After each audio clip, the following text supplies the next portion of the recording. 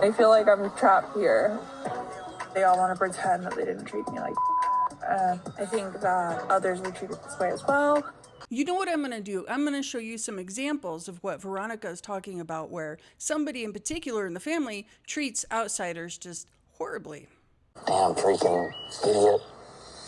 I don't think that's an example of Ethan coming up with a cool nickname for Zach there. What the hell are we doing?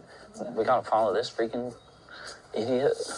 Yeah, he calls him that again, freaking idiot. Freaking idiot is not a great nickname. I had an ex, she calls me shitbag. That's not fun, nor is it mature, nor is it showing that you have any clue about what it is that you're actually internalizing yourself. I don't like him. God, I don't like him. Newsflash, you're not going to like all your siblings' partners. They're your siblings' partners because they match with your siblings, not with you.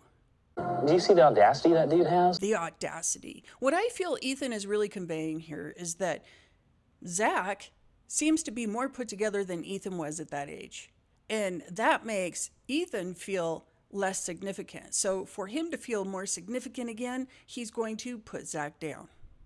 I want to throw him in the water so bad. God. I feel like that part was just flirting. I think that's how Ethan flirts. I'm going to throw you in the water, because they say that a boy likes you when he does things like that.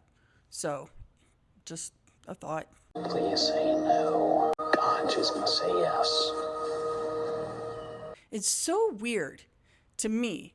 Here is Ethan, who married Olivia.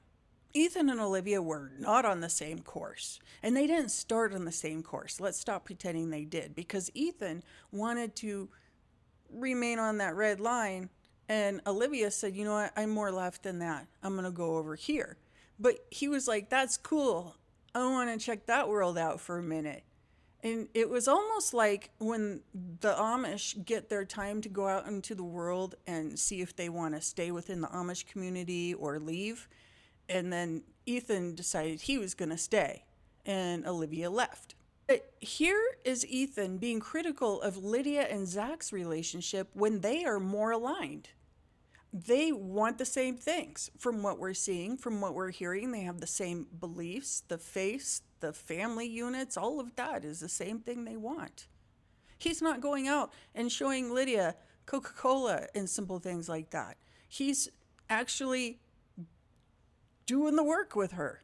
They're doing therapy together. They're doing all of the things. And that is something that you should be happy your sister is engaging with somebody who really wants to put in the work instead of try to force somebody to be something they're not.